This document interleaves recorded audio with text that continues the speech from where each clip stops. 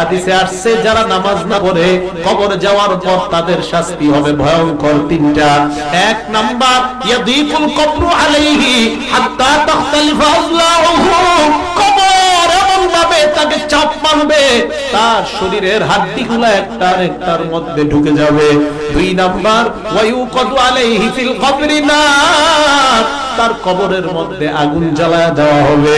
তিন নাম্বার ওয়ায়ুসাল্লাতু আলাইহি ফিল কবরি সুবান, তার কবরের মধ্যে বিশাল বড় একটা অজগর সাপ দেওয়া হবে। সাপটা কত বড়?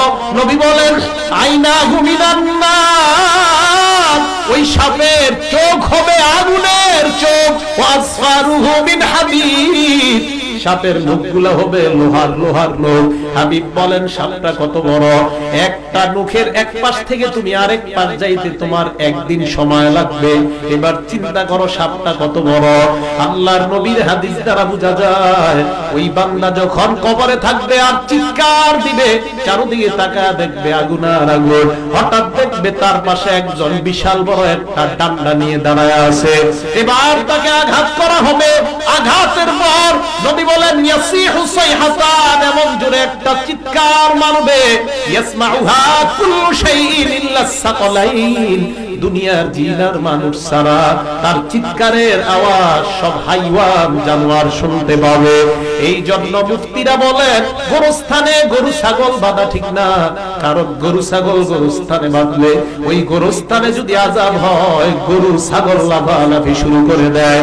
কারণ দুনিয়ার মানুষ আর জিন ছাড়া কবরের আযাব সবাই বুঝতে পারে।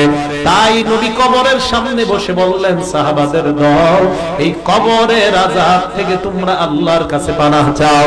কেন নবী এই কথা বললেন?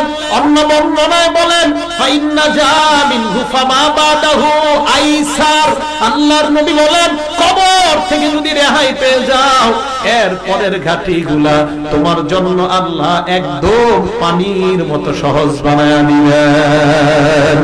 কবরের যদি অবস্থা সঠিক হয়, সহজ হয়, পরের অবস্থাগুলো আবার আপনার জন্য একদম সহজ, একদম সহজ।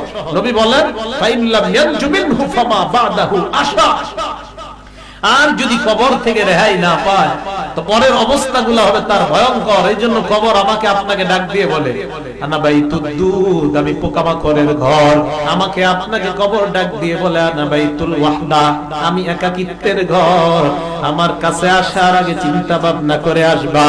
আমাকে আপনাকে ডাক দিয়ে বলে আনা বাইতুল ওয়াহদা, আনা বাইতুল গুরবা, আমি অপরিচিত ঘর, আমার মাঝে কোনো পরিচয় নাই। কবর বলে আনা বাইতুত তুরাব, আমি মাটির ঘর। আমার কাছে আসার আগে চিন্তা ভাবনা করে আসবা। ঈমান নিয়ে যদি কবরে যাওয়া যায়, আল্লাহর নবীর অন্য বর্ণনা দ্বারা বোঝা যায় ফায়ুফসাহু লাহু ফি কবরিহি মাদ্দা বাসরিহি, কবরের মধ্যে তার নজর চারদিকে যেই পরিমাণ যাবে ওই পরিমাণ তার কবর আল্লাহ প্রশস্ত বানায়া দিবেন।